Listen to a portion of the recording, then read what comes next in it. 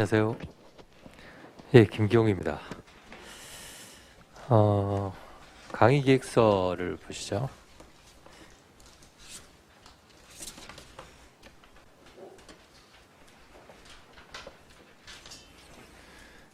저희가 이제 일기를 할 텐데요.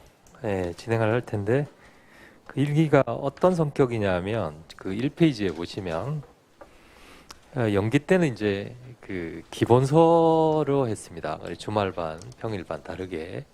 물론 뭐 보충 교재는 같았습니다만은 이제 기본 이론이 이제 연기라면 2기 때는 이제 매일매일 시험을 봅니다. 시험을 보고 이제 사례 문제를 집중적으로 할 건데요.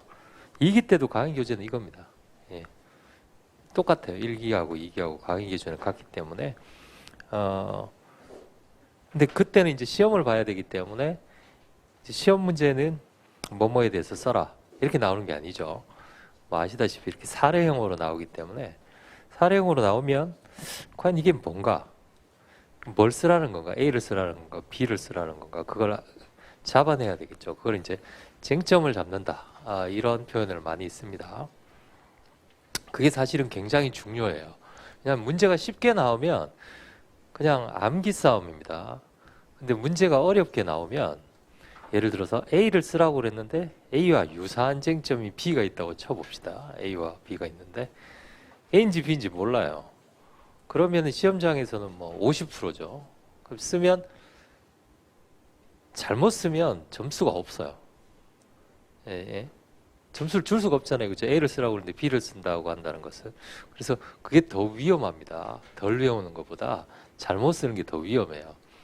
잘못 쓰면, 좀 모자라게 쓰면 점수가 적게 나오지만 잘못 쓰면 점수가 완전히 안 나옵니다. 그렇기 때문에 1기 때는 기출문제를 보면서, 1기 때 제일 중요한 건 기출문제를 보면서 요런 표현이 나오면 이걸 쓰고 요런 표현이 나오면 이걸 쓰는 거구나. 그러니까 쟁점을 잡는 게 제일 첫 번째로 중요해요. 그러니까 기본 이론은 기본적으로 합니다. 기본 이론은 기본적으로 하는데 쟁점을 잡는 게 굉장히 중요해요. 그러니까 1기 때. 그래서 우리는 기출 문제를 풀어봐야 된단 말이죠. 기출 문제를 풀어봐. 그래서 요 교재하고 기출 문제 교재하고 이렇게 두 가지를 저희가 교재로 했습니다. 교재 얘기는 조금 이따가 말씀을 드리고요.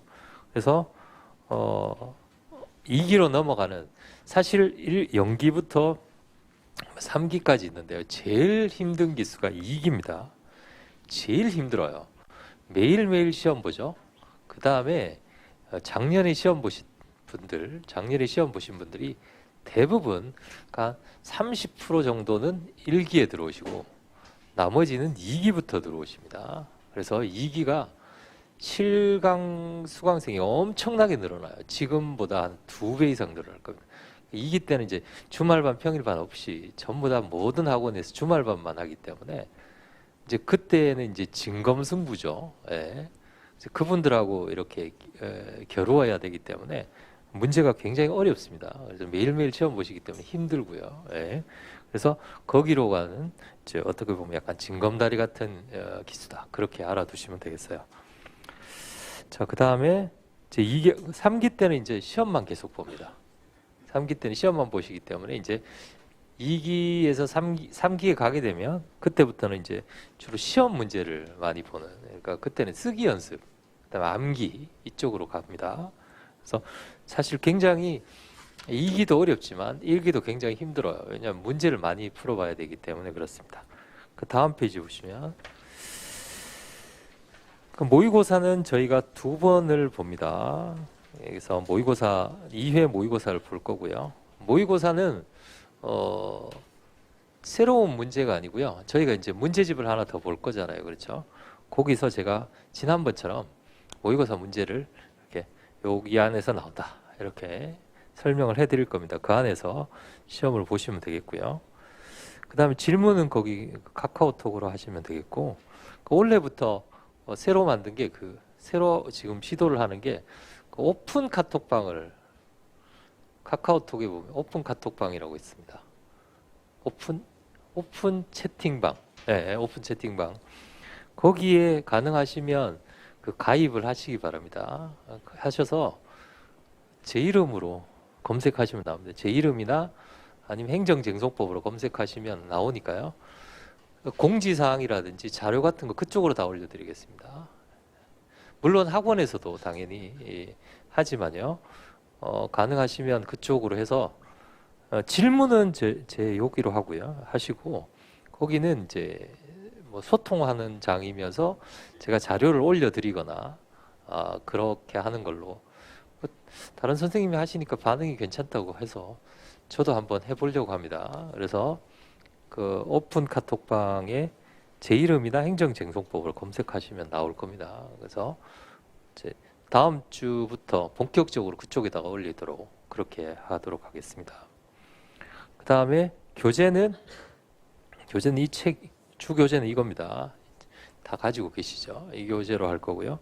그 다음에 기출사례행정쟁송법이 10일 날 나옵니다. 원래는 제가 미리 했어야 되는데 이유가 변명을 늘어놓자면 두 가지입니다. 원래는 제가 작년에는 일기는 주말반을 하지 않았어요. 그래서 원래 스케줄대로 하면 2월 초에 이 책이 나와야 되는데 지금 1월 초에 나오게 됐고, 또 원래 제가 마음에 이번에 개정하면서 마음먹었던 그걸 실행을 했습니다. 예전에는 기출문제가 이렇게 돼 있었어요. 예를 들면 2001년도이면 2001년도에 그 노무사 시험 기출문제, 그 다음에 뭐 예를 들어 변호사 시험 기출문제, 이렇게 연도 순서대로 돼 있어요. 다시 말씀드리면 모든 국가시험 기출문제가 다 해설돼 있었습니다.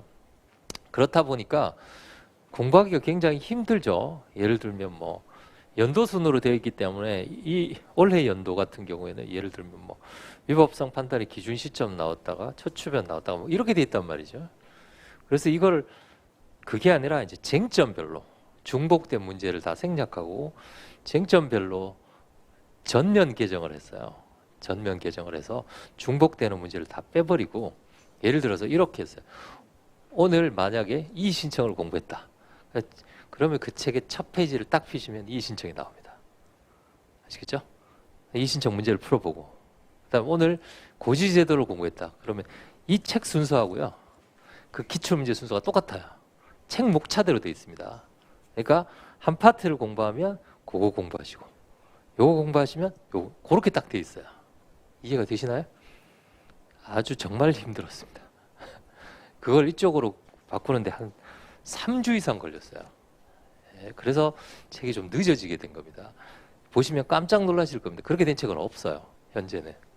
그래서 처음에 공부하실 때는 그렇게 공부하시라고 그렇게 책을 바꿨습니다. 그래서 그러다 보니까 중복 문제를 생략하게 되고, 지역 중복 문제 생략하니까 120페이지가 줄었어요. 그래서 원래는 작년에는 책이 590페이지였습니다. 590페이지였는데 지금은 사례 문제를 더 늘렸어요. 늘렸음에도 불구하고 422페이지입니다. 그러니까 수험 부담이 그만큼 줄어든 거죠. 그래서 잠에서처럼 이 책이랑 그 책이랑 같이 보시면 돼요. 한 파트 읽으시고 그 파트 기출문제. 기출문제가 많은 경우도 있잖아요. 그렇죠? 예를 들면 기송적이면 기출문제가 많이 있잖아요. 그러면 그 중에서 가장 대표적인 기출문제만 딱 뽑아가지고 딱 3문제만 풀어보면 기출문제, 기송력에 관한 기출문제를 다 하도록. 그래서 제가 기송력에 관한 기출문제를 다 모아놓고 그 중에서 골랐어요. 골라가지고 그걸로 만들었기 때문에 이제 조금 그렇게 해달라고 그러시더라고요. 그래서 제가 했습니다. 그래서 보면 좀 수월하실 겁니다. 그렇게 되어 있고요. 그래서 그 중에 파트가 두 가지입니다. 기출문제 파트하고 사례 연습 파트가 있는데, 기출문제 파트는 1기 때 공부를 하고요. 사례 연습 파트는 2기 때 공부를 합니다. 사례 연습 파트는 종합 문제예요. 그래서 2기 때는 진도별로 하지 않고 종합 문제. 아시겠죠? 그러니까 1번 보면 하나는 여기 있고 하나는 여기 있고 이런 문제를 계속 풀어볼 겁니다. 왜냐하면 시험에는 그렇게 나오잖아요. 시험에는 순서대로 나오는 게 아니기 때문에 그렇게 되어 있습니다.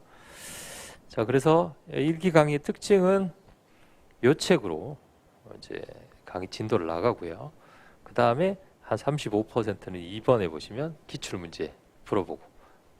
그러니까 수업은 이렇게 나갈 겁니다. 그러니까 오늘은 기출문제가 크게 필요가 없어요. 오늘은 진도만 나갈 겁니다. 다음 시간에는 진도 나간 부분 기출문제 풀어보고 다시 진도 나가고 그 다음 시간에는 이해가 되시죠? 그렇기 때문에 예습을 하시려면 예전엔 예습을 못 하셨어요. 이 책으로는 예습이 되지만 문제집으로는 예습을 못 했죠. 왜냐하면 예를 들어서 고지제도를 했다. 그러면 고지제도가 시험 문제가 이쪽에 하나 있고 이쪽에 하나 있고 다 찾아야 된단 말이죠. 그렇게 지금 그러실 필요가 없어요. 이 책 목차대로 되어 있기 때문에 하나 보시고 하나 보시고 이렇게 하시면 돼요. 그렇죠? 지금 그게 되게 그렇게 연습하시는 것이 좋습니다. 자, 모의고사는 이제 2번 볼 거고요. 50점 모의고사입니다. 2번 볼 거고 연기하고 다르게 채점을 해드립니다. 채점 하실 분들 다 구해놨어요. 그래서 원래 저 합격하신 분들 위주로 이렇게 해놨습니다. 그 다음에 또 하나 특징이 2가지인데요. 첫 번째는 매주 한 개씩 답안 쓰기를 위해서 기출문제 숙제를 내드립니다. 그래서 제 강의 특징이 뭐냐면 매일매일 시험 보고 문제도 풀어보지만 숙제도 내드려요. 매주 숙제가 있습니다. 다음 2기에도 숙제가 있고 3기에도 숙제가 있어요. 뭐 숙제인데 뭐 이렇게 생각하시면 안 됩니다. 원래 시험에서 숙제에서 2문제가 나왔어요. 원래 시험에서 숙제에서 2문제가 나왔습니다. 그래서 어떻게 내드릴 거냐면 저희가 이렇게 문제 진도를 나갈 거 아닙니까? 진도를 나가는 범위 안에서 그 기출 연습 있죠. 책. 거기서 제일 중요한 걸 찍어 드릴 겁니다. 숙제는 집에 가서 꼭 써보세요. 이해가 되시죠? 꼭 써보시기 바랍니다. 다 안 써보셔도 돼요. 결론만. 그러면 오늘은 책이 안 나왔잖아요. 그렇죠? 책이 아직 안 나왔죠. 오늘 숙제는 출력해서 나눠드렸습니다. 요 기출 2번이라고 되어 있는 거 있죠? 찾으셨나요? 이게 여러분들 책 순서가 이렇게 되어 있어요. 책 한 부분입니다. 아직 출간되기 전인데 요거 오늘 숙제입니다. 그럼 선생님 이거 아직 안 배웠는데 오늘 배울 겁니다. 오늘 배우시고 이거 숙제로 써보시면 되겠어요. 기출이 2번이죠. 기출이 1번이 있을 거 아닙니까? 기출 1번은 이의 신청입니다. 책 보시면 이의 신청이 제일 먼저 나와요. 그럼 이의 신청 공부하고 이의 신청 문제 풀어보고 그 다음에 고지제도가 나와요. 고지제도 공부하고 고지제도 풀어보고 심판청구기간 공부하고 심판청구 이렇게 돼 있어요. 이해가 되시나요? 그래서 완벽하게 잠에서로서 기능할 수 있도록 그렇게 만들었어요. 그래서 시간이 오래 걸렸습니다. 시간이. 예. 이해가 되시죠? 오늘 숙제는 요겁니다. 그 다음에 또 하나 이번에 이제 합격하신 분들한테 제가 이제 얘기를 많이 들어보니까 판례를 미리 좀 시작했으면 좋겠다. 판례는 저는 2기부터 시작하거든요. 판례를 미리 좀 공부를 했으면 좋겠다 라고 하셔가지고 과감하게 1기부터 판례를 공부하기로 마음을 먹었습니다. 그래서 어떻게 할 거냐면요. 제가 매주 그 범위 안에서 여러분들이 배우시게 된 범위 안에서 가장 중요한 판례 하나의 원문을 제가 내드릴 겁니다. 판례 원문을. 네. 굉장히 어려워요. 판례 원문이. 오늘 1회 판례 연습 문제입니다. 판례 원문이에요.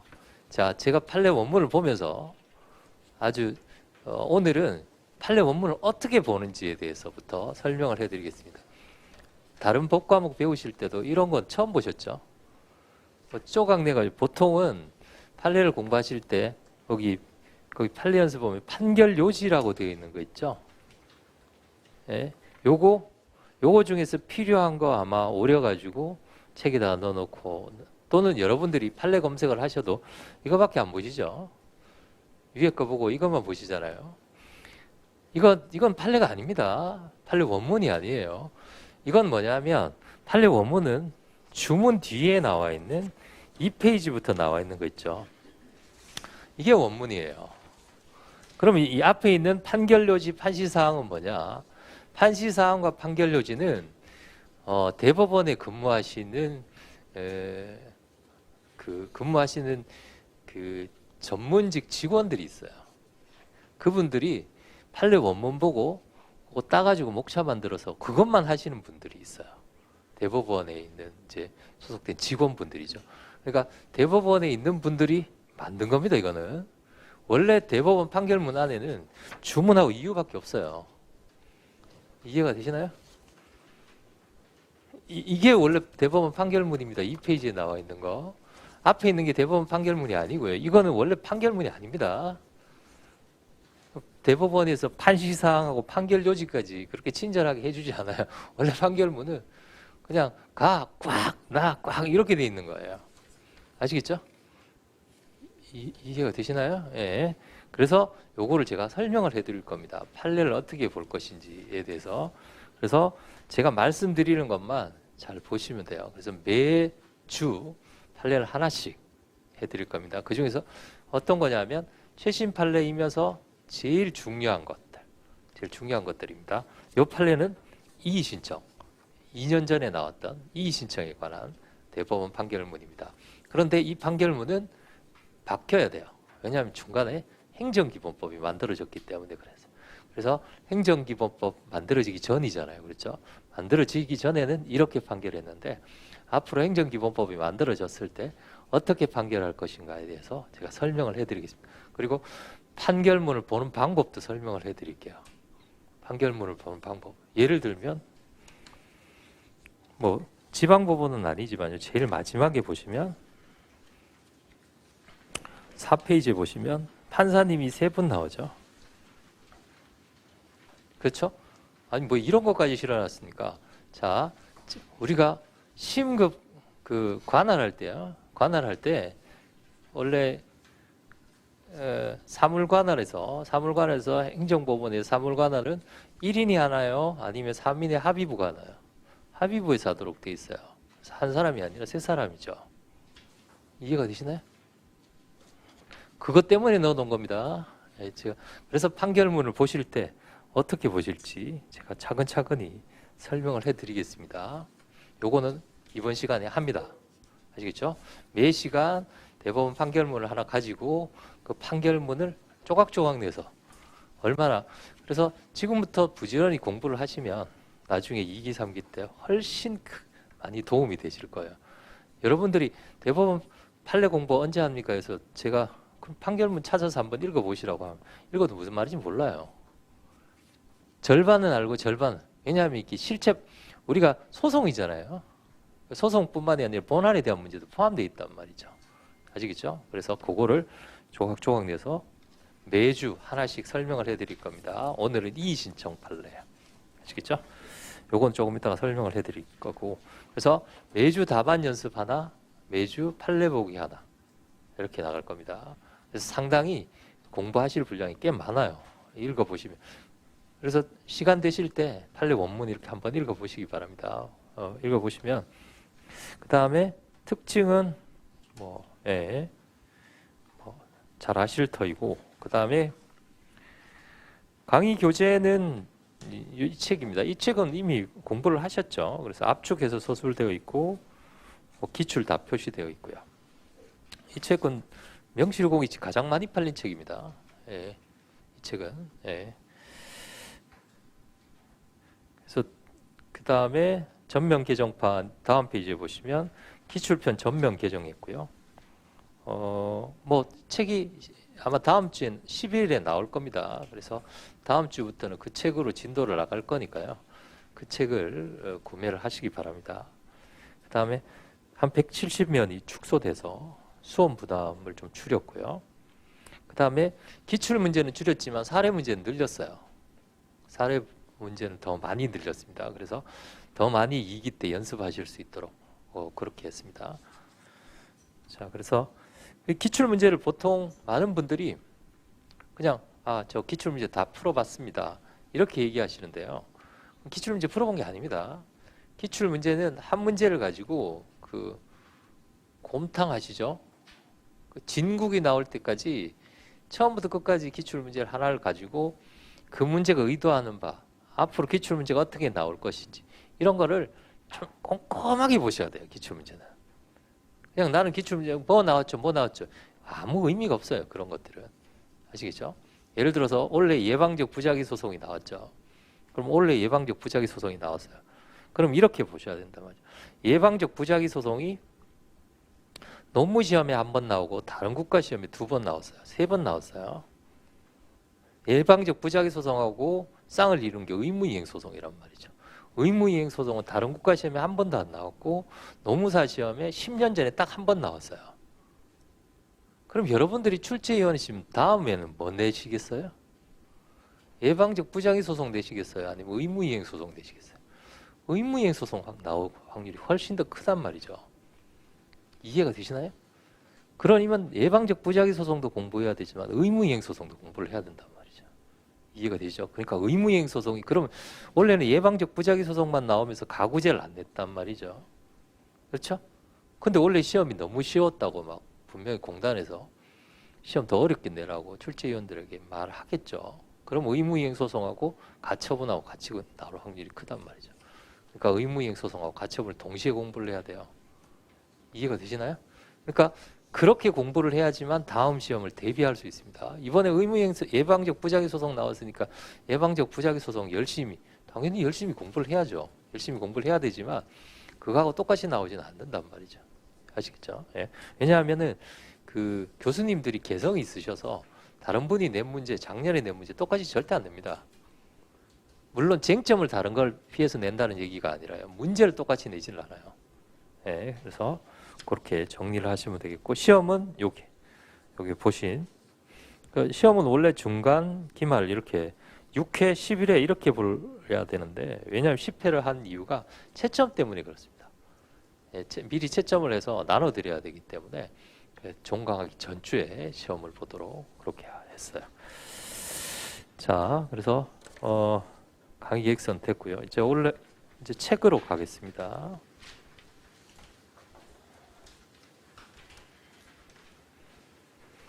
책은 41페이지에 이의 신청부터 하겠습니다. 그 앞부분 총론 부분은 연기 때 총론할 때 다 들으셨죠? 그 부분만 보시면 돼요. 필요한 부분은 제가 또 앞부분 넘어가시면서 하나씩 보도록 하겠습니다. 자, 22번입니다. 이의 신청.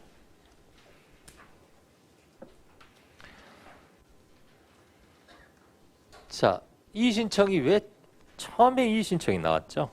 이의 신청이 왜 처음에 나왔겠어요? 이의 신청이 자, 심판에 제일 처음에 이의 신청입니다. 근데 왜 제일 처음에 나왔어요? 자, 잘 보세요. 이의 신청은 여러분들이 잘 아시다시피 심판의 성격을 가지는 이의 신청이 있고요. 두 번째는 진정의 성격을 가지는 이의 신청이 있죠. 그럼 뭐 예를 들어 종류가 두 가지 있으니까 이의 신청이 어떤 건 심판이고 그렇죠? 어떤 건 심판이 아니란 말이죠. 그렇죠? 그러니까 제일 먼저 나오는 게 이의 신청이란 말이죠. 어떤 건 심판인데 어떤 건 심판이 아니니까요. 이해가 되시죠? 자, 이의 신청은 이런 겁니다. 어떤 처분을 합니다. 이 그림을 잘 기억하세요. 아시겠죠? 처분을 받았어요. 이게 잘못됐다고 이의 신청을 하는 거예요. 그렇죠? 이해가 되시죠? 요것에 대해서 이의 신청을 하는 겁니다. 요거를 다시 심사해달라고 이의 신청을 하는 겁니다. 요거를 이해가 되시죠? 그래서 그럼 이의 신청을 했으니까 행정처에 응답을 해야 되겠죠. 일정한 결정을 하게 되는 겁니다. 자, 요거하고 요게 이의 신청이에요. 아시겠죠? 요 이의 신청의 불만이 뭐예요? 불만이 예를 들면 이 처분이 신청을 필요로 하는 처분이에요. 그래서 신청을 했어요. 신청을 했는데 거절당했어요. 이의 신청을 합니다. 다시 거절당했어요. 이의 신청은 뭐가 불만이에요? 얘가 불만이라는 거죠. 아시겠죠? 자, 불만. 이게 요거예요. 요거하고 구별하셔야 될 게 뭐냐면 신청을 했는데 거부 처분을 받았습니다. 1차로 거부 처분을 받았어요. 아시겠죠? 1차로 거부 처분을 받으니까 내가 신청을 할 때 뭐가 미비가 있었구나. 아시겠죠? 미비가 있었구나 라고 해서 다시 신청을 하면서 신청을 해서 만약에 거부 처분을 받았어요. 자, 이것도 이 신청이니까 신청이잖아요. 그렇죠? 얘도 신청이고 그림이 비슷비슷하죠? 구별을 하셔야 됩니다. 자, 얘는 이의 신청을 할 때 이의 신청을 할 때 요거를 다시 생각해 달라고 이의 신청을 하는 거예요. 그걸 뭐라고 한다? 이의 신청. 아시겠죠? 이의 신청. 두 번째는 여기 1번이라고 합시다. 2번은 뭐냐면 거부 처분을 받고 신청을 할 때 예를 들어 거절을 받았으면 이유가 있을 거 아니에요. 뭐 이렇게 서류가 미비됐다. 그래서 신청할 때 서류가 미비된 걸 갖다가 보완을 합니다. 보완을 해서 신청을 해요. 이해가 되시나요? 네. 그래서 다시 거부 처분을 받는 겁니다. 이해가 되시죠? 그러면 처분을 받을 때 결정을 할 때 1번 결정을 할 때는 행정처 1번 결정할 때는 뭐를 심사해서 결정을 하는 거예요? 요걸 심사해서 결정하는 거죠. 아시겠죠? 요걸 심사해서 결정하는 게 이의 신청이에요. 이해가 되시나요? 요거를. 자, 두 번째. 이 거부 처분은 요걸 심사하는 거예요? 아니면 재신청을 심사하는 거예요? 요거에 대한 응답이죠. 이해가 잘 안 되시나요? 자, 1번은 처분을 하나 받았는데 그 처분을 다시 심사해 달라고 요구를 하는 거예요. 이해가 되시죠? 2번은 한번 빠꾸 당한 거죠. 그러니까 정신 차리고 다시 해서 재신청을 한 거란 말이죠. 이해가 되시죠? 그래서 앞에 거는 이의 신청, 얘는 처분의 재신청. 구별하셔야 돼요. 처분의 재신청. 요거는 이의 신청. 자, 이의 신청과 뭐는 구별해야 된다? 처분의 재신청. 그럼 이의 신청하고 처분의 재신청하고를 어떻게 구별하는가? 처분의 재신청은 뭔가 다시 신청할 때 새로운 보완 행위가 있습니다. 아시겠죠? 요게 중요해요. 요거 조만간에 얘가 나옵니다. 시험에 꼭 나올 거예요. 얘는 이미 나왔잖아요. 그렇죠? 얘가 나와요. 네, 꼭 잘 알아두시기 바랍니다. 이의 신청하고 구별해야 되는 게 처분의 재신청이다. 처분의 재신청과 이의 신청은 달라요. 아시겠죠? 자, 우리가 지금 공부하는 건 요거입니다. 요거 이의 신청. 자, 보시죠. 너무너무 중요해요. 지금 별표가 2개인데 내년에는 3개로 바꿀 겁니다. 아예 3개로 고치세요. 네. 아주 중요합니다.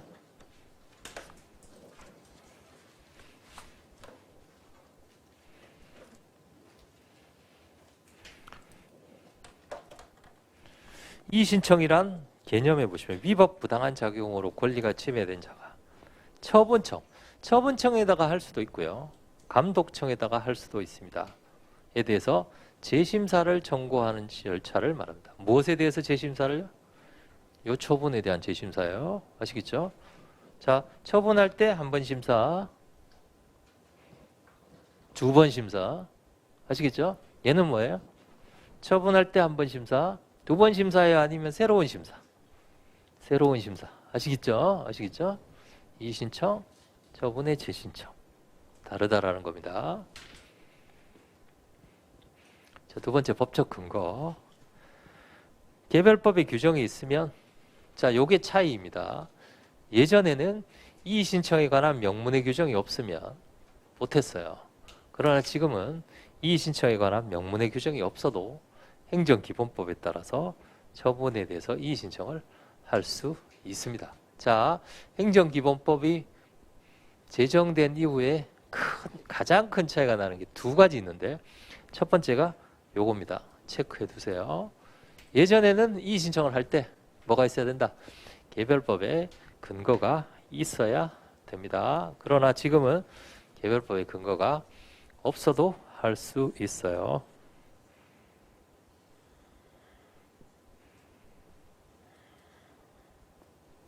자, 45페이지 한번 보겠습니다. 갑은 태양광 발전시설을 설치하기 위해서 개발행위 허가를 신청했으나 거부 처분을 했습니다. 갑은 민원 처리에 관한 법률 35조에 따라서 을에게 이의 신청을 하였다. 무엇을 할 수 있어요? 법이 있어서 이의 신청을 했다라는 거죠. 예전에는 이렇게 되어 있었어요. 그러나 지금은 이의 신청에 관한 명문의 규정이 없어도 이의 신청할 수 있습니다. 그러면 두 가지죠. 개별법에 명문의 규정이 있으면 그거에 따라서 하고, 없으면 기본법에 따라서 하고. 아시겠죠? 행정기본법이 일반법입니다. 일반법. 아시겠죠? 자, 여기 보세요. 일반법 반대가 뭐예요? 특별법이죠. 그리고 일반법 반대는 뭐예요? 개별법도 있습니다. 자, 보세요. 일반하고 특별법은 하나의 상황에 대해서 두 법이 동시에 적용이 돼요. 이해가 되시나요? 예를 들어서 사법 영역에서 민법도 적용되고 상법도 적용이 돼요. 그럼 상법이 특별법이니까 상법이 먼저 적용이 되는 거예요. 이해가 되시나요? 이게 일반 특별이에요.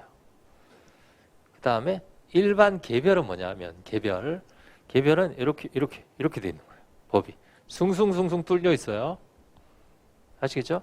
그러면 이 법에 해당하지 않는다면 적용이 안 되는 거죠. 적용이 안 되는 겁니다. 이해가 되시나요? 그걸 밑에서 싹 막아주는 게 일반법이에요. 이해가 되시나요? 싹 막아주는 게 일반법. 자, 행정소송법은 행정소송에 관한 무슨 법이에요? 일반법이죠. 다시 말씀드리면 예를 들면 방금 보셨던 만약 건축법에 이런 건축 허가에 대해서 거부 처분을 받으면 행정소송을 제기할 수 있다는 규정이 있으면 행정소송 할 수 있지만 없어도 무엇에 따라서? 행정소송법에 따라서 할 수 있다 이 말이에요. 이해가 되시죠? 자, 행정기본법은 이의신청에 관한 명문의 규정이 없으면 예전에 못했어요. 근데 지금은 명문의 규정이 없어도 기본법에 따라서 이의신청을 할 수 있어요. 그게 일반법이에요. 아시겠죠? 이해가 되시죠? 개별법, 일반법. 그러니까 이렇게 돼 있어도 밑에서 다 할 수 있단 말이죠. 개별법의 규정이 없어도. 그러니까 이제는 무슨 법에 따라서 이의 신청을 하였다 이런 거 안 나와도 된단 말이죠. 아시겠죠? 그 다음에 자, 그래서 의, 법적 근거, 성격, 심판의 성격을 가지는 것과 진정의 성격을 가지는 것으로 나누어집니다. 이렇게 알아두세요. 대부분 다 진정의 성격입니다. 진정은 뭔가? 희망의 진술입니다. 희망의 진술. 이렇게 했으면 좋겠습니다. 이렇게 희망의 진술. 희망의 진술이라는 것은 구속력이 없습니다. 구속력이 없어요. 자, 구별 기준 두 가지입니다. 첫 번째, 동일한 처분청에서 다시 처분에 대해서 하도록 하는 거. 그러니까 처분청에다가 다시 재신청을 하면 보통은 진정의 성격에 가까워요. 왜냐하면 심판은 누구에게 하는 거예요? 우리 행정심판법은 행정심판은 누구에게 청구합니까? 그 처분청에 하나요? 처분청에 감독청에 하나요? 조금 연말에 좀 많이 쉬셨네요. 행정심판은 처분청에 감독청에다가 하는 거죠. 감독청 소속 행정심판위원회에다 하는 거잖아요. 형에게 이르는 거죠. 형에게. 그 처분청이 아니라 감독청에게 이르는 거예요. 그게 행정심판이잖아요. 그렇죠? 근데 이의신청은 두 가지가 있어요. 그 처분청에다가 다시 이의신청하는 경우도 있고 감독청에다가 이의신청을 하는 경우도 있어요. 근데 동일한 처분청에다가 다시 신청하면 보통은 진정의 성격입니다. 아시겠죠? 한 곳에다가 하면은 진정의 성격. 그 한 곳보다 위쪽에다가 하면 보통 행정심판이에요. 자, 두 번째가 중요합니다. 이의 신청과 상관없이 심판 또는 소송을 제기할 수 있는지 여부. 이게 중요해요. 이의 신청과 상관없이 심판 소송을 제기할 수 있으면 이의 신청은 심판이 아니죠. 행정심판은 재청구가 금지되어 있잖아요. 그렇죠? 심판은 두 번 못 합니다. 아시겠죠? 요거를 잘 알아두시면 되겠어요. 그러면 심판 또는 소송을 제기할 수 있다라고 하면 뭐의 성격이다? 진정의 성격이에요. 45페이지 한번 보겠습니다. 45페이지 참조 조문의 민원 처리에 관한 법률에 보시면 이의 신청과 상관없이 심판 소송을 제기할 요거예요. 요거. 아시겠죠? 이런 규정이 있으면 무엇의 성격이다? 진정의 성격이다. 아시겠죠? 그럼 우리가 심판의 성격이냐? 진정의 성격이냐?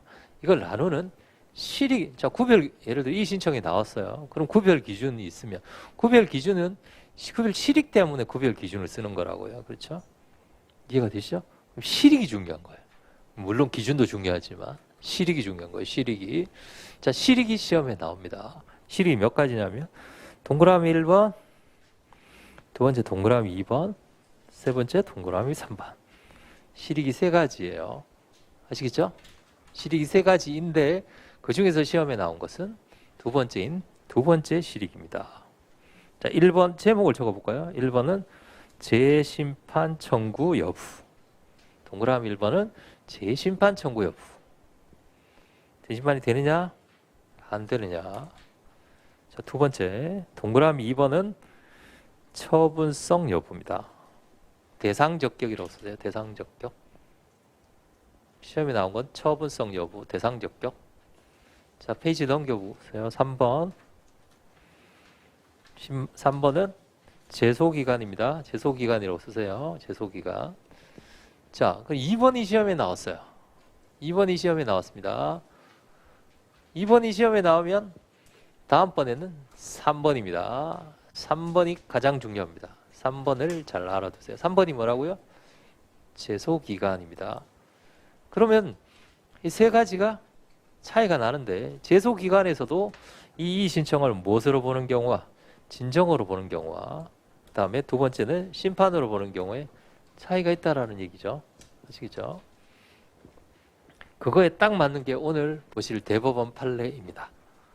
아시겠죠? 우리 대법원 밑에는 뭐예요? 일반적으로 지방고등대법원이니까요. 고등법원에서는 이 판례에서 오늘 보실 이 판례가 뭐냐면 페이지 넘겨보시면 나 대법원도 나 판례도 민원사 요 판례 있죠? 요 판례 번호 2010-2-8676 요 판례 있죠? 요 판례입니다.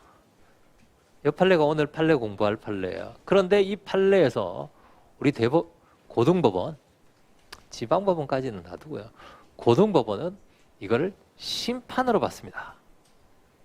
이걸 심판으로 봤다고요? 그럼 이의 신청에 대한 결과물이 뭐로 봤겠어요? 재결이라고 봤겠죠?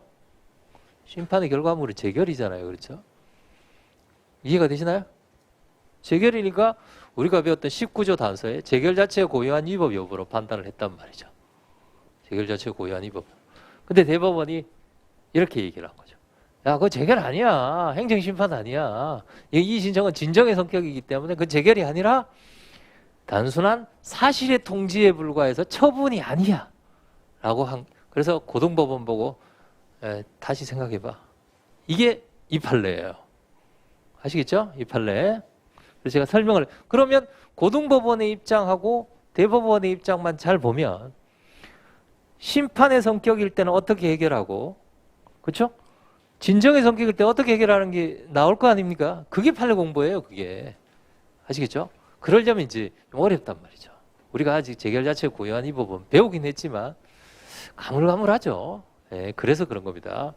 그래도 일단 칼을 꺼냈으니까 일단 1기부터 대법원 판례를 한번 공부를 해보도록 하겠습니다. 근데 굉장히 재밌어요. 대법원 판례 공부하면. 그게 완전히 종합 문제거든요. 그 안에. 네. 자, 하나씩 보겠습니다. 첫 번째, 심판의 성격을 가지는 경우에는 심판법이 적용이 됩니다. 심판의 성격을 가지면 심판법이 적용된다는 게 뭐예요? 그러면 이거 이의 신청을 보면 선생님이 표현이 이의 신청이라고 되어 있는데 이게 행정심판입니까? 자, 심판법을 한번 봅시다. 행정심판법.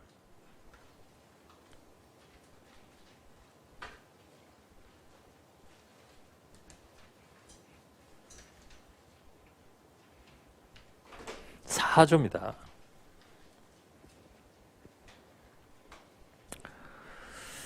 자, 4조에 특별행정심판이라고 되어 있습니다. 사안의 전문성과 특수성을 살리기 위해서 특히 필요한 경우 외에는 이 법에 따른 행정심판에 가름하는 특별행정심판이나 행정심판 절차의 특례를 다른 법률로 정할 수 없다. 거꾸로 얘기하면 뭡니까? 특별히 필요하면 특별행정심판을 만들 수도 있습니다. 여러분들이 잘 아시는 중노위의 재심판정 행정심판이잖아요. 그렇죠? 무슨 행정심판이다? 특별행정심판은 이름이 조금 특별해요. 왜냐하면 일반 행정심판하고 구별이 돼야 되니까 표현이 조금 다르죠. 예를 들어 공무원의 경우에 소청심사. 예? 그러면 이의신청이 심판의 성격이면 이름은 이의신청이지만 뭐다? 행정심판이다. 이런 뜻이죠. 아시겠죠? 그 다음에 2항. 다른 법률에서 특별행정심판이나 행정심판 절차의 특례를 정한 경우에도 그 법률에 규정하지 아니한 사항에 대해서는 이 법이 정하는 바에 따른다. 이게 뭐예요? 행정심판에 관한 무슨 법이다? 일반법이란 말이에요. 아시겠죠? 그럼 이 신청이 심판의 성격이면 무슨 어느 법을 따르도록 되어 있어요? 이 법을 따르도록 되어 있단 말이죠. 아시겠죠? 이 법을 따르도록 되어 있는데 51조.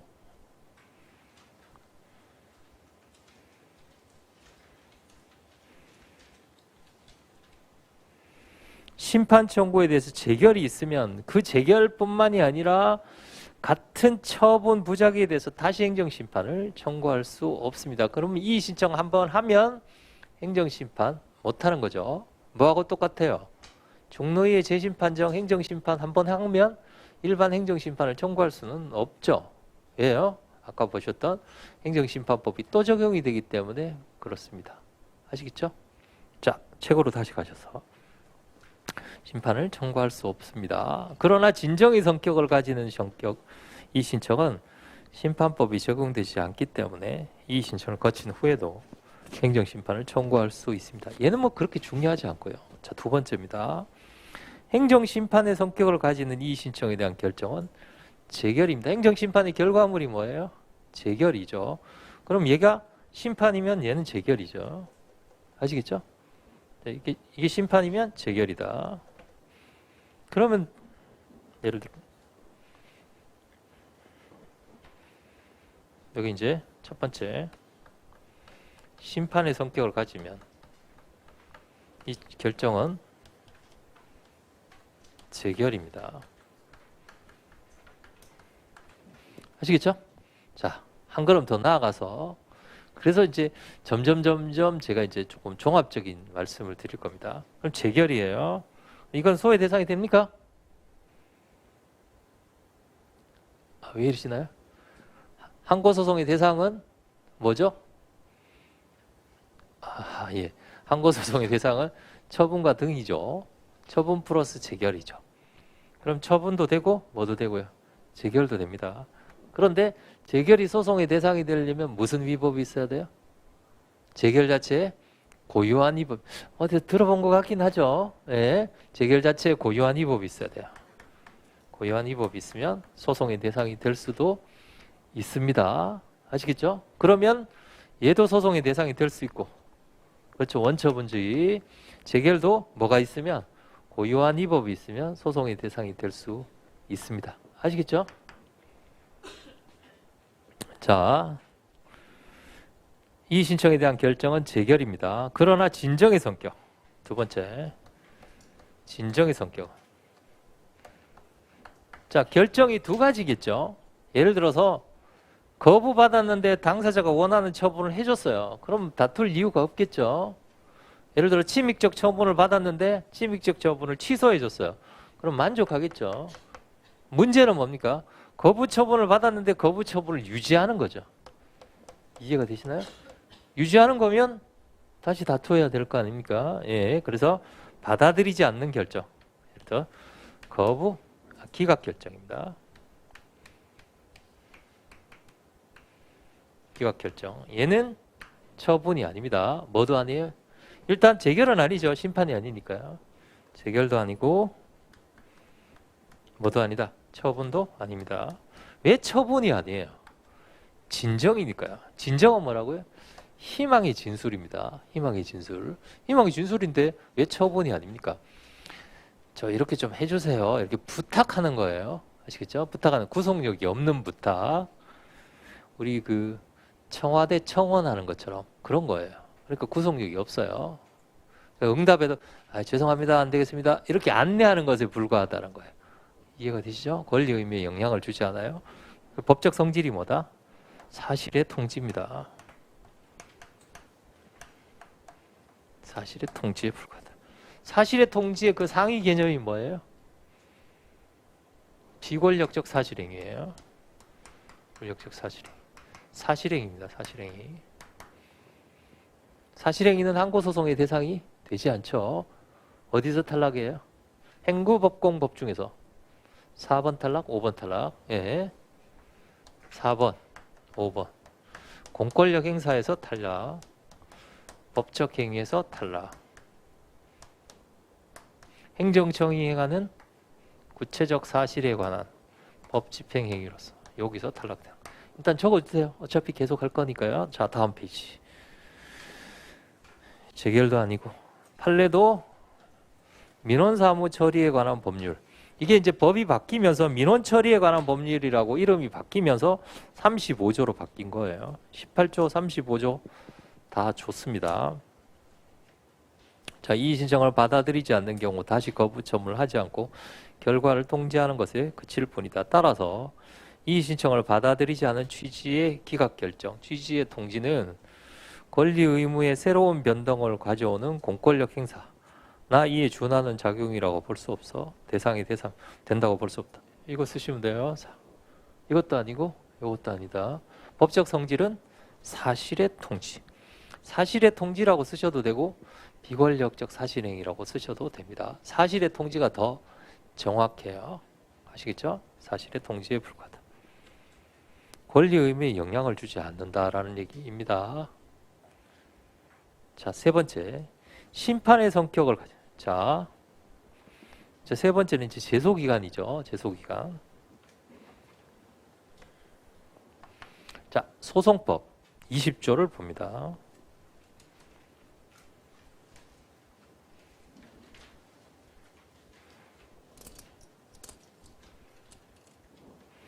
자, 행정소송법 20조 제소기간에 관한 규정입니다.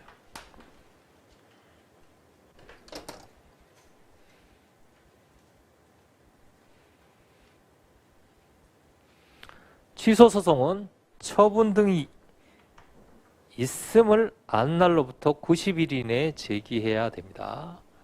이건 일반적으로 행정심판을 청구하지 않고 처분을 다투는 경우이죠. 자, 주의하시기 바랍니다. 처분을 안 날이에요? 있음을 안 날이에요? 있음을 안 날이에요? 자, 그럼 알기 전에 뭐 해야 된다? 있어야 됩니다. 선생님 있지도 않는데 처분을 어떻게 압니까? 자, 처분은 언제 있어요? 언제 있다는 게 뭡니까? 존재한다. 유효하게 존재한다라는 뜻이에요. 처분은 언제 유효하게 존재합니까? 처분은 상대방에게 도착해야 됩니다. 아시겠죠? 도착해야 유효하게 존재해요. 그걸 알아야 됩니다. 이해가 되시죠? 이건 어땠어요? 처분이 발령이 됐는데 우리 집에 도착하진 않았어요. 근데 다른 경로를 통해서 들었어요. 나한테 처분이 발령됐다는 사실을. 여기 해당돼야 안 돼요? 해당 안 된단 말이죠. 있지를 않았잖아요. 있음을 안 날입니다. 아시겠죠? 이해가 되시죠? 도달되지 않아도 알 수 있잖아요. 그렇죠? 야, 그 사람 너에게 징계가 발령됐다더라. 그래서 다른 동료가 와서 알려줘요. 너 징계 처분 발령됐다더라. 나 받은 적이 없는데 안 된단 말이에요. 그거는 있음을 안 날이에요. 있어야 됩니다. 일단은 도달해야 돼요. 아시겠죠? 있음을 안 날이에요. 자, 안 날로부터 90일입니다. 그런데 두 번째는 행정심판을 청구한 경우에는 제소기간에 특례가 적용이 됩니다. 그러니까 원칙은 뭡니까? 있음을 안 날로부터 90일인데 시작점이 뭐예요? 안 날로부터 90일. 이걸 기산점이라고 합니다. 시작하는 시점이 90일의 기산점이 언제예요? 안 날이죠. 안 날. 아시겠죠? 안 날로부터. 기산점. 기산점을 알아두시면 돼요. 이게 본문입니다. 뭐를 다툴 때요? 처분을 다툴 때. 이게 원칙이에요. 무엇 있음을 안 날이에요? 앞에 주어가 뭐예요? 처분이 있음을 안 날이죠. 처분이 있음을 안 날로부터 90일이에요. 소의 대상은 처분인데요. 두 번째는 단서가. 이게 특례예요.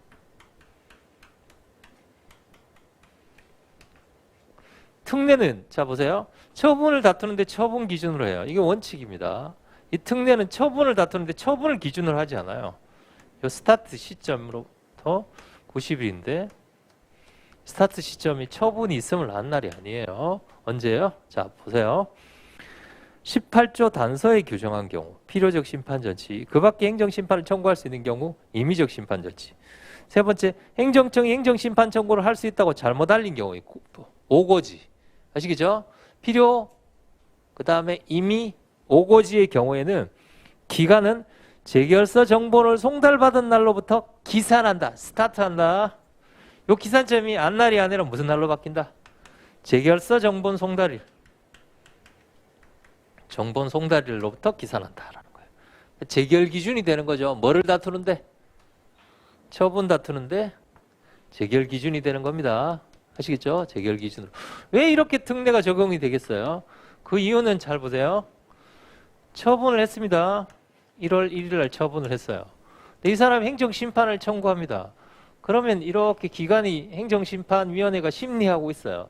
그럼 날짜가 짝깍짝깍 갈 거 아니에요. 90일. 그러면 88일, 89일 이렇게 지나면 이 사람은 뭡니까? 90일 지나면 이거 안 되잖아요. 제소기가. 그런데 어떻게? 그러면 행정심판 책임 뭐하러 해요? 행정심판을 청구할 수 있다는 것은 행정심판 청구 결과를 보고 이 사람이 다시 소송으로 갈지를 결정할 거 아닙니까? 그래서 재결이 나오면 그 재결서가 이렇게 도달했을 때를 기준으로 한다는 게 이게 특례예요. 아시겠죠? 쉽게 말씀드리면 뭡니까? 심판을 청구하면 제소기간이 진행되는 거예요? 아니면 스톱되는 거예요? 스톱된다는 얘기예요. 제소기간이. 아시겠죠? 정지된다는 거예요. 그래서 언제부터 제소기간이 시작된다? 재결서가 도달했을 때부터 그때부터 시작된다는 거예요. 이 날이 아니고. 이해가 되시나요? 제소기간이 정지된다는 뜻입니다. 아시겠죠? 예. 그러면 왜 이걸 제가 설명을 해드리는가? 만약에 이게 진정의 성격이면 심판을 청구한 적이 없잖아요. 그렇죠? 그러니까 둘 중에 어느 게 적용이 되겠어요? 얘는 심판을 청구하지 않은 경우, 얘는 심판을 청구한 경우니까 이 경우가 적용이 되겠죠. 그러면 만약에 이 거부 처분을 다툴 때 제소기간의 기산점은 이날이 됩니다. 이날. 이해가 되시죠? 따라서 본문이 적용이 된다. 이거는 본문이 적용. 요거를 다툴 때, 처분을 다툴 때 본문이 적용. 아시겠죠? 따라서 요 날이 제소기간의 기산점이 됩니다. 요거 판례할 때 한 번 더 설명해 드릴게요. 자, 두 번째. 심판을 청구하면 요게 아니라 뭐가 적용이 된다? 얘가 적용이 되는 거죠. 얘가 적용이 되기 때문에 재결서 정본 송달일로부터 기산한다. 단서가 적용이 된다. 자, 3번에 보시면 이 신청은 제소기간에서 특례가 심판의 성격을 가진 경우에는 특례가 적용이 됩니다. 아시겠죠? 자, 두 번째. 종래 진정의 성격을 가지는 이 신청은 명문의 규정이 없는 한 제소기간의 특례가 적용되지 않는다고 보았습니다. 요거예요. 요거. 본문이 적용이 돼요. 아시겠죠? 본문이 적용되기 때문에 특례가 적용되지 않는다고 봤어요. 요렇게 됐어요. 따라서 원래는 어떻게 된다? 요 날하고 요 날하고 다른 날이 되겠죠. 다른 날이 되겠지만 잘라주세요. 그 다음 부분입니다. 현재는 명문의 규정이 없는 경우에도 행정기본법 36조 제4항에 따라서 제소기간의 특례가 적용이 됩니다. 행정기본법 만들어져서 제일 중요한 게 이거예요. 자, 원래는 본문이 적용이 돼서 제소기간의 특례가 적용되지 않는데 지금은 행정기본법 36조 행정기본법 36조 4항에 따라서 특례가 적용이 됩니다. 아시겠죠? 그럼 원래대로 한다면 얘를 다투는데요. 얘를 다투는데 심판의 성격이면 요 날을 기준으로 해요. 그렇죠? 그 다음에 진정의 성격이면 이 날을 기준으로 합니다. 그런데 지금은 어느 날을 기준으로 한다? 요 날을 기준으로 한단 말이에요. 아시겠죠? 따라서 제소기간의 한정에서는 진정의 성격이나 심판의 성격이나 차이가 없다라는 거예요. 없다. 그럼 여러분들은 뭘 내시겠어요? 당연히 진정을 내죠. 진정을 내야 제소기간의 특례를 물어볼 수 있기 때문에 그렇습니다. 제가 밀고 있는 문제는 이 문제입니다. 아시겠죠? 이거 굉장히 중요합니다. 이거 왜 중요한지 제가 조금 이따가 판례할 때 다시 설명해 드릴게요. 자, 요거 3번 잘 알아두시고, 그러면은 시험에 만약에 제소기간 나오잖아요. 그러면 구별 기준하고 실익 1, 2, 3번 중에 3번만 쓰시면 돼요. 아시겠죠? 1번, 2번 다 쓰시지 마시고 구별 기준하고 그 다음에 실익 3번만 쓰시면 돼요. 자, 이해입니다. 자, 동그라미 1번, 동그라미 2번 있는데요. 1번 심판은 하나고 나머지는 다 진정이다, 이렇게 알아두시면 됩니다. 첫 번째, 행정심판의 성격을 가진 것은 토지보상법 83조 수용재결에 관한 이의신청. 이거 했죠, 연기 때. 자, 외우세요. 토지보상법 83조 수용재결에 관한. 수용재결이 원처분입니다. 재결이라고 해서 아시겠죠? 지난번에 했죠. 수용재결이라고 해서 재결 아닙니다. 원처분이에요. 에 대한 이의신청. 몇 조요? 83조. 이런 조문을, 구체적인 조문을 적어줘야지만 좋은 점수를 받으실 수 있어요. 83조 수용. 공의 학설과 판례가 이의신청이라고 해놓고 심판이라고 한 거, 이거 하나밖에 없습니다. 나머지는 다 진정이라고 보시면 돼요. 자, 두 번째, 진정의 성격은 민원 처리에 관한 법률 35조. 이게 현행법입니다. 예전에는 몇 조였어요? 예전에 18조였고요. 지금은 35조. 두 번째, 공공기관의 정보 공개에 관한 법률 제18조의 정보 비공개 결정에 대한 이의신청. 이것도 여러분들 법전에 있죠? 찾아보겠습니다. 공공기관의 정보 공개에 관한 법률.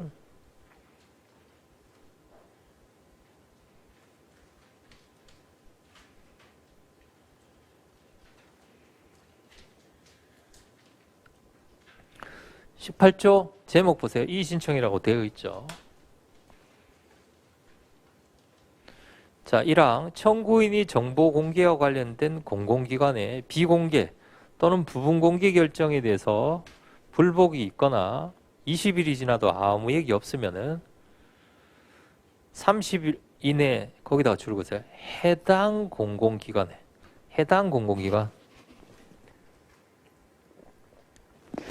감독청에 하나요? 해당 기관에 하나요? 해당 기관에 한단 말이죠. 해당 기관. 아시겠죠? 아까 했던데 다시 하면 진정이 가깝다 그랬잖아요. 그렇죠? 그 다음에 19조에 보세요.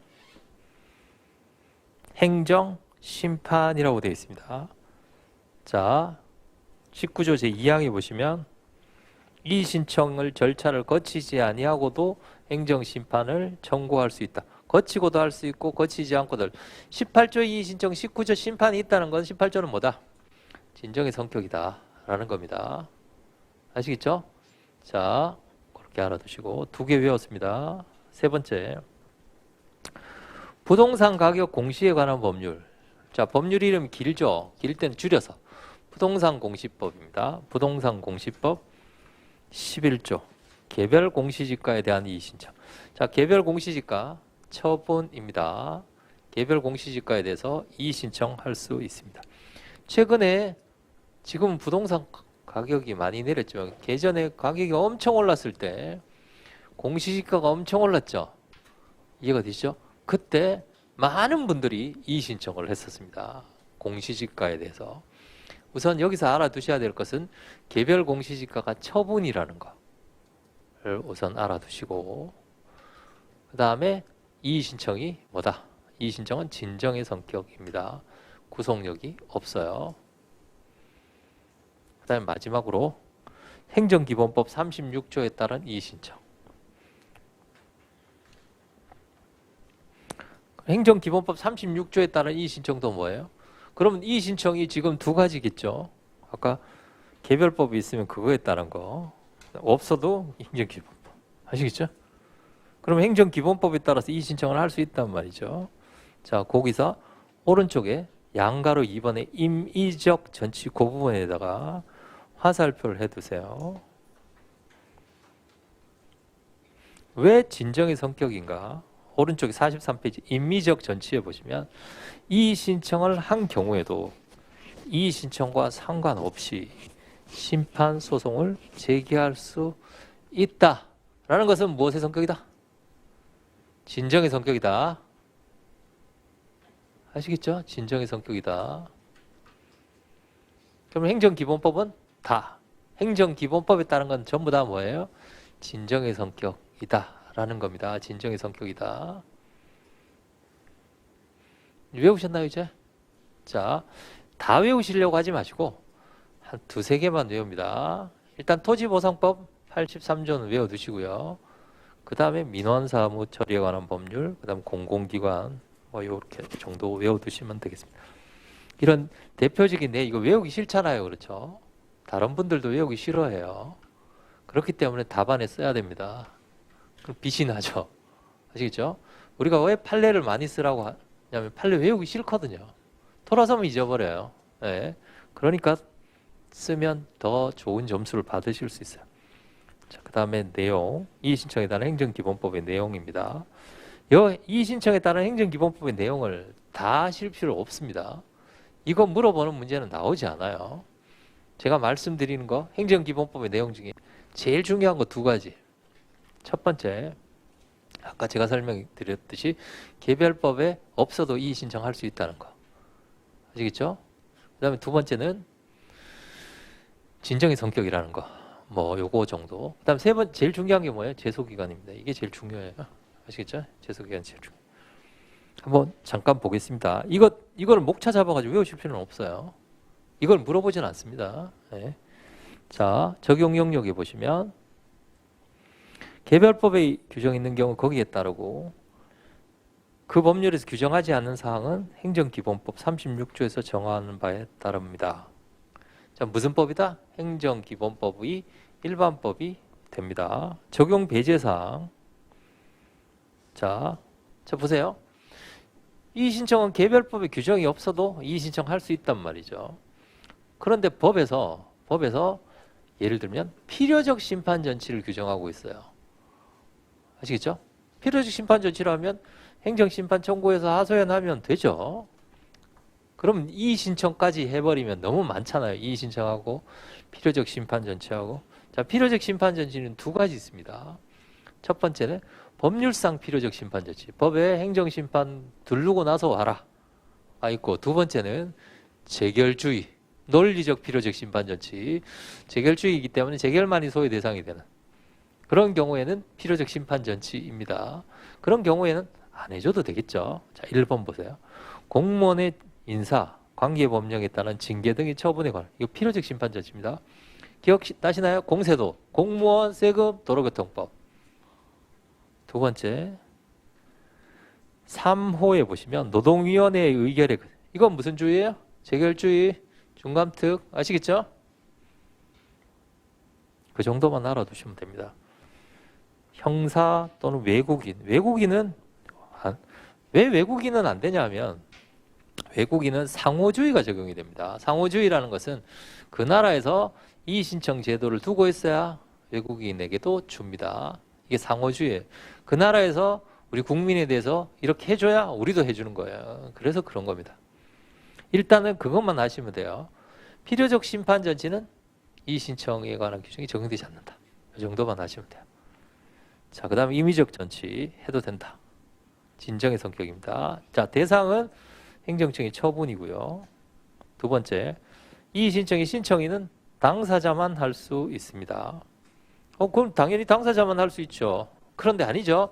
처분은 무슨 행정행위가 있어요? 복효적인 행정행위가 있잖아요. 제3자는 안 됩니다. 당사자만 돼요. 제3자까지 주자고 하니까 이의신청의 범위가 너무 넓어지는 거죠. 그래서 처분의 상대방에게만 줍니다. 상대방은 처분청이고요. 그 다음에 기간 30일 이내 하고 결과 통지 이런 건 넘어가셔도 돼요. 한번 읽어보시면. 자, 제가 중요한 거 두 가지 있다는 것 중에 두 번째 겁니다. 양가로 5번에 반가로 2번이 제일 중요해요. 잘 알아두세요. 관계, 아까 제가 말씀드렸죠. 첫째 줄에 처분에 대한 이의신청을 한 경우에도 원처분을 대상으로 심판 소송을 제기할 수 있습니다. 그래서 이의 신청 안 하고 갈 수도 있고 해도 상관없습니다. 이의 신청하고 심판하고 소송하고 해도 상관없습니다. 그 다음에 2번. 2번이 중요합니다. 제목을 보세요. 심판의 청구기간, 소송의 제소기간의 정지. 이해가 되시나요? 정지. 자, 보세요. 원래는 안날로부터 90일인데 심판을 청구하면 1월 1일로부터 90일이 정지된단 말이죠. 정지되었다가 재결서 정본을 송달받으면 그제서야 제소기간이 진행되게 됩니다. 그 법리가 원래는 어디에만 적용이 됐어요? 심판에만 적용이 됐잖아요. 그렇죠? 이해가 되시나요? 심판에만 적용이 됐는데 그게 여기에도 적용이 됐다는 거예요. 근데 이걸 왜 만들어 놨냐? 자, 1월 1일 날 처분을 받습니다. 법을 찾아보니까 이 처분에 대해서 너 불만 있으면 이의 신청해라 라고 되어 있어요. 그래서 이의 신청을 합니다. 3월 1일 날 이의 신청을 했어요. 그럼 이의 신청을 했을 때 행정청이 이렇게 고민하고 있어요. 소송 가나요? 이의 신청 결과 기다리나요? 여러분들이시라면 법에 이의 신청하라고 하면은 이의 신청 결과를 기다렸다가 소송할 거 아니에요. 그렇죠? 그래서 이렇게 기다리고 마냥 이렇게 보고 있었단 말이죠. 그랬더니 이의 신청 결과가 5월 1일 날 나왔어요. 결정이 통지됐어요. 안 되겠네. 소송을 제기해야 되겠네. 소송을 제기하자니 벌써 제소기간이 넘어갔잖아요. 이해가 되시나요? 그러면 법에 이의 신청을 제기할 수 있다는 법 규정 자체는 뭡니까? 이 사람의 제소권을 뺏어버리게 된단 말이죠. 예전에는 그런 경우가 너무너무 많았어요. 이의 신청하라고 해놓고 이의 신청했더니 결과 기다리고 있었는데 제소기간 지나버린단 말이죠. 그래서 심판은 그걸 막기 위해서 제소기간을 뭐 해주고 있어요? 제소기간 1월 1일이 아니라 정지시켜주는 거 아니에요? 재결서 정본 송달일로부터 기산하게 돼 있잖아요. 그렇죠? 이해가 되시죠? 그러니까 심판은 이렇게 돼 있는데 원래 이의 신청은 이렇게 돼 있었단 말이죠. 이거는 소외 대상이 안 되잖아요. 진정의 성격이면 소외 대상은 뭐예요? 저거밖에 안 되잖아요. 저거밖에 안 되는데 5월 1일이니까 90일이 지나버린 것이죠. 그래서 이런 불합리한 걸 막기 위해서 처음에 어떻게 했냐면 개별법에서 입법을 하기 시작했어요. 제소기간 연장 조항을. 입법을 하는, 근데 너무 많아요. 이의 신청에 관한 것이. 그렇다 보니까, 그래서 행정기본법 조항 중에 만들어진 것이 가장 실효적인 게 이 조항입니다. 그래서 제소기간의 기산점을 원래는 이날이 아니라, 원래는 이날이었잖아요. 그렇죠? 법문이 적용되니까 처분 있으면 안날이잖아요. 그렇죠? 그날이 아니라 어느 날로 하면 문제가 없습니까? 이의 신청의 결과 통지 받고 그날로부터 90일 하면 문제가 없잖아요. 그렇죠? 이해가 되시나요? 그래서 제소기간을 멈춰주는 거예요. 언제까지? 이의 신청 결과가 나올 때까지. 뭐하고 똑같아졌다. 야구 같아지는 거예요. 결국은. 이해가 되시나요? 이의 신청 결과를 통지를 받은 후 제기하려는 자는 심판 제소기간에 관해서 개별법의 규정이 있으면 그에 따르고, 이건 문제가 되지 않아요. 법률에서 규정하지 않는 경우에는 그 결과를 통지받은 날로부터 90일 이내 심판이나 소송을 제기할 수 있다. 아시겠죠? 원래는 언젠데요? 원래는 요 날이에요. 1월 1일인데 지금은 언제로 바뀌어졌다? 5월 1일로부터 기산한다는 거예요. 아시겠죠? 그러면 이거하고 똑같죠? 예를 들어 재결서 정본 송달일이 5월 1일이에요. 원래 법문이 적용이 되면 1월 1일이 제소기간이 기산점인데 심판을 청구하면 언제가 기산점이 돼요? 재결서 정본 송달받은 날부터 기산하잖아요. 그렇죠? 그거하고 똑같단 말이죠. 그 법리가. 그래서 이 신청을 진정이라고 했지만 심판하고 동일하게 만들어줬단 말이죠.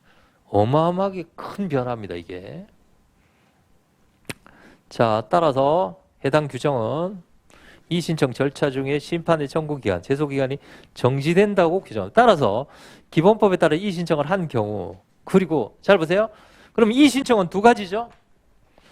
기본법에 따라서 이 신청을 한 경우 또 똑같고, 두 번째는 개별법에 이 신청을 할 수 있다는 규정이 있어요. 그럼 그 법에 따라서 이의 신청을 하잖아요.